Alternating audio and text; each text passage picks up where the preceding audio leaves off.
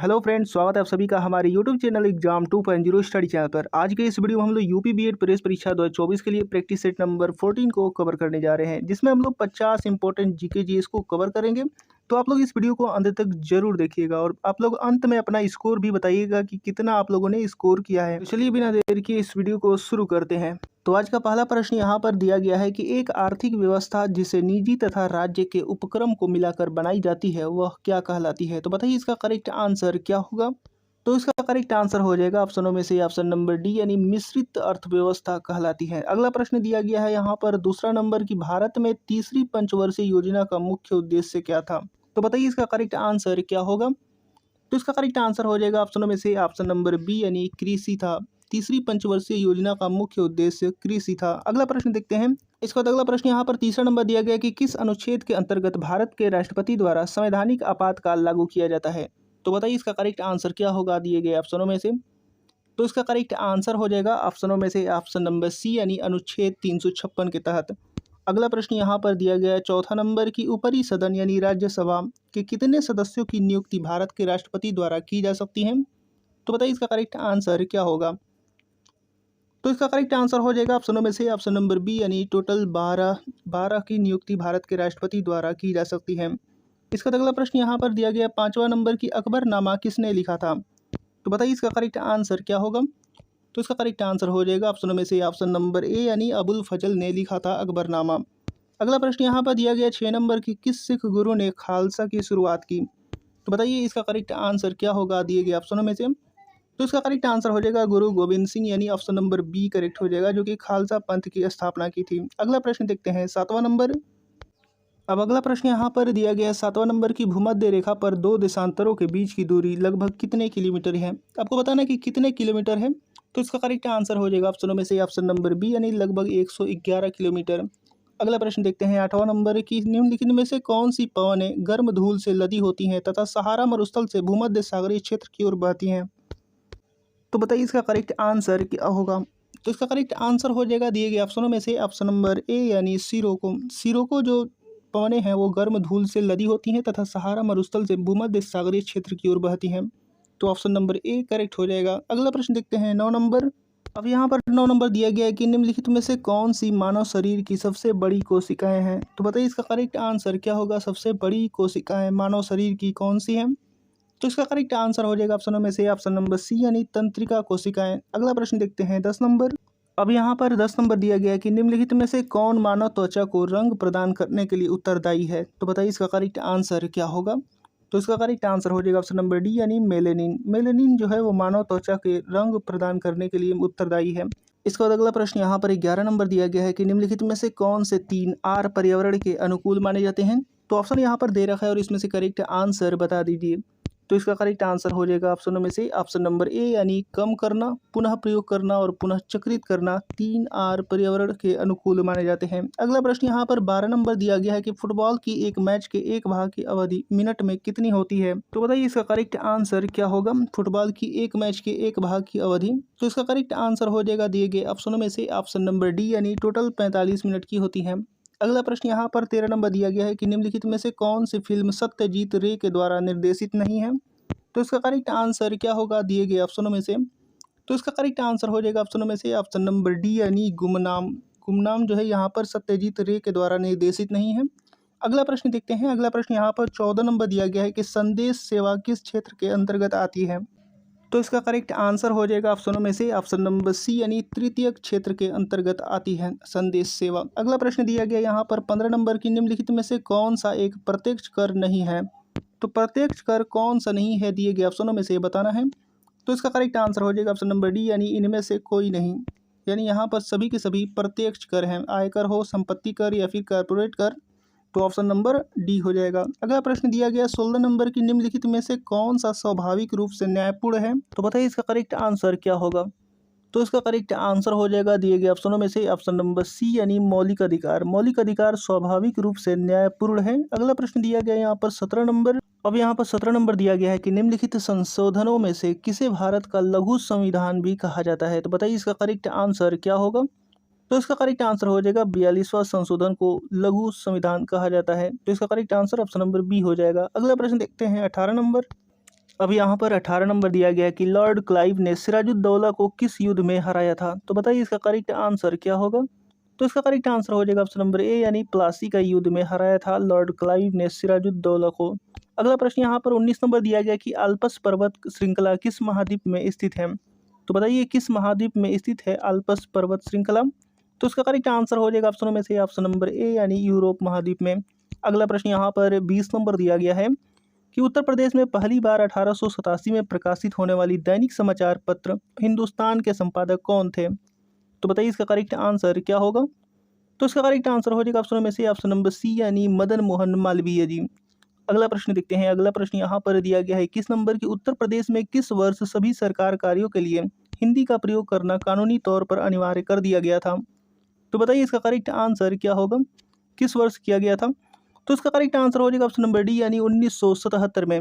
अगला प्रश्न यहाँ पर दिया गया है 22 नंबर की निम्न में से अकबर के दरबार के मुख्य चित्रकार कौन थे। तो मुख्य चित्रकार बताना है अकबर के दरबार के। तो इसका करेक्ट आंसर हो जाएगा ऑप्शनों में से ऑप्शन नंबर सी यानी दसवंत। अगला प्रश्न यहाँ पर दिया गया है 23 नंबर दिया गया खाली स्थान के बाद कि फैजाबाद के एक प्रमुख संगीतकार थे जिन्होंने शास्त्रीय संगीत में टप्पा शैली का विकास किया। तो उनका नाम बताना है, तो जल्दी से इसका करेक्ट आंसर बता दीजिए। तो इसका करेक्ट आंसर हो जाएगा ऑप्शन नंबर ए यानी मुस्तरी बाई। अगला प्रश्न यहाँ पर दिया गया 24 नंबर की निम्नलिखित में से बुंदेलखंड का लोकप्रिय लोकगीत कौन सा है। तो बताइए दिए गए ऑप्शनों में से लोकप्रिय लोकगीत कौन सा है बुंदेलखंड का। तो इसका करेक्ट आंसर हो जाएगा ऑप्शन नंबर बी यानी आल्हा। अगला प्रश्न यहाँ पर दिया गया है 25 नंबर की निम्न में से कौन सी नदी भारत में ब्रह्म घाट पर कर्नाली नदी से जुड़ती है और घाघरा नदी से बन जाती है, घाघरा नदी बन जाती है। तो बताइए इसका करेक्ट आंसर क्या होगा दिए गए ऑप्शनों में से। तो इसका करेक्ट आंसर हो जाएगा ऑप्शन नंबर सी यानी शारदा नदी। अगला प्रश्न देखते हैं 26 नंबर यहाँ पर दिया गया है कि निम्न में से किस खनिज को पीला केक भी कहते हैं। तो बताइए इसका करेक्ट आंसर क्या होगा, किस खनिज को यहाँ पर पीला केक भी कहा जाता है। तो इसका करेक्ट आंसर हो जाएगा ऑप्शन नंबर बी यानी यूरेनियम को। अगला प्रश्न देखते हैं 27 नंबर। अब यहाँ पर 27 नंबर दिया गया है कि निम्न में से किस देश को पहले सिलोन कहा जाता था। बताइए इसका करेक्ट आंसर क्या होगा, किस देश को पहले सिलोन कहा जाता था। तो इसका करेक्ट आंसर हो जाएगा ऑप्शन में से ऑप्शन नंबर बी यानी श्रीलंका को। और दोस्तों ये वीडियो आपको पसंद आ रहा है तो इसको लाइक जरूर करते रहिएगा, क्योंकि लाइक करने से और कमेंट करने से यूट्यूब जो है हमारे वीडियो को और ज़्यादा प्रमोट करता है। तो आप लोग लाइक करना बिल्कुल मत भूलिएगा और चैनल को सब्सक्राइब नहीं किया तो चैनल को सब्सक्राइब करके बेल आइकन बटन भी दबा दीजिएगा। तो आगे देखते हैं यहाँ पर अगला प्रश्न क्या दिया गया है। अगला प्रश्न यहाँ पर दिया गया है 1869 में डैश नहर के खुलने से भारत के यूरोप की दूरी 7000 किलोमीटर कम हो गई। तो बताइए इसका करेक्ट आंसर, उसका नहर का नाम क्या था। तो इसका करेक्ट आंसर हो जाएगा ऑप्शन नंबर सी यानी स्वेज नहर खुलने से। अगला प्रश्न यहाँ पर दिया गया 29 नंबर की निम्न में से कौन एक वैज्ञानिक होने के साथ साथ एक महान उद्योगपति भी थे जिन्होंने भारत में कई उद्योगों की स्थापना की। तो बताइए इसका करेक्ट आंसर क्या होगा। तो इसका करेक्ट आंसर हो जाएगा दिए गए ऑप्शनों में से ऑप्शन नंबर सी यानी विक्रम साराभाई। अगला प्रश्न यहाँ पर दिया गया है 30 नंबर की a better India a better world पुस्तक के लेखक कौन है। तो बताइए इसका करेक्ट आंसर क्या होगा दिए गए ऑप्शनों में से। तो इसका करेक्ट आंसर हो जाएगा ऑप्शनों में से option number B NR Narayana Murthy. अगला प्रश्न देखते हैं। अगला प्रश्न यहाँ पर दिया गया है 31 नंबर की फ़ारेनहाइट में जल का क्वथनांक कितना होता है। तो जल का क्वथनांक बताना है फ़ारेनहाइट में। तो इसका करेक्ट आंसर हो जाएगा दिए गए ऑप्शनों में से ऑप्शन नंबर बी यानी 212 डिग्री फ़ारेनहाइट। अब अगला प्रश्न यहाँ पर दिया गया है 32 नंबर की निम्न में से कौन सी बागान फसल नहीं है। तो बताइए इसका करेक्ट आंसर क्या होगा, बागान फसल कौन सी नहीं है दिए गए ऑप्शनों में से। तो इसका करेक्ट आंसर हो जाएगा ऑप्शन में से ऑप्शन नंबर डी यानी मोटे अनाज। अगला प्रश्न यहाँ पर 33 नंबर देखते हैं। 33 नंबर यहाँ पर दिया गया है कि तूर दाल को अन्य किस नाम से जाना जाता है। तो इसका कमेंट बॉक्स में उत्तर दीजिएगा, बहुत ही आसान सा सवाल है, तूर दाल को अन्य किस नाम से जाने जाते हैं। अगला प्रश्न देखते हैं। अगला प्रश्न यहाँ पर दिया गया है डैश का प्रयोग हवा के बल और वेग को मापने के लिए किया जाता है। तो बताना है कि किसका प्रयोग हवा के बल और वेग को मापने के लिए किया जाता है। तो इसका करेक्ट आंसर क्या होगा दिए गए ऑप्शनों में से। तो इसका करेक्ट आंसर हो जाएगा ऑप्शन नंबर डी यानी एनोमोमीटर। एनीमोमीटर का प्रयोग हवा के बल और वेग को मापने के लिए किया जाता है। अगला प्रश्न यहाँ पर 35 नंबर दिया गया कि भारत में राष्ट्रीय हिंदी दिवस कब मनाया जाता है।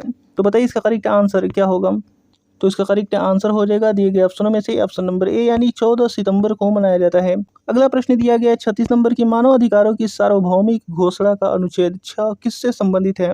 तो इसका करेक्ट आंसर हो जाएगा दिए गए ऑप्शनों में से ऑप्शन नंबर ए, यानी कानून के समक्ष एक व्यक्ति के रूप में मान्यता का अधिकार। ऑप्शन नंबर ए यहाँ पर करेक्ट हो जाएगा। अगला प्रश्न देखते हैं 37 नंबर। अब यहाँ पर 37 नंबर दिया गया है कि नेशनल स्टॉक एक्सचेंज का मुख्यालय कहाँ पर है। तो बताइए इसका करेक्ट आंसर क्या होगा। नेशनल स्टॉक एक्सचेंज का मुख्यालय कहाँ पर है। तो इसका करेक्ट आंसर हो जाएगा ऑप्शन नंबर सी, यानी मुंबई। अगला प्रश्न यहाँ पर 38 नंबर दिया गया कि एंटीबायोटिक पेनिसिलिन की खोज किसने की थी। तो इसका करेक्ट आंसर हो जाएगा दिए गए ऑप्शनों में से ऑप्शन नंबर बी, यानी अलेक्जेंडर फ्लेमिंग ने। अगला प्रश्न यहाँ पर 39 नंबर दिया गया कि भारतीय संविधान की डैश भारतीय गणराज्य की आधिकारिक भाषाओं की सूची प्रदान करती है। यहाँ पर बताना है कि कौन सी अनुसूची। तो इसका करेक्ट आंसर हो जाएगा दिए गए ऑप्शनों में से ऑप्शन नंबर डी, यानी 8वीं अनुसूची जो है वो भारतीय गणराज्य की आधिकारिक भाषाओं की सूची प्रदान करती है।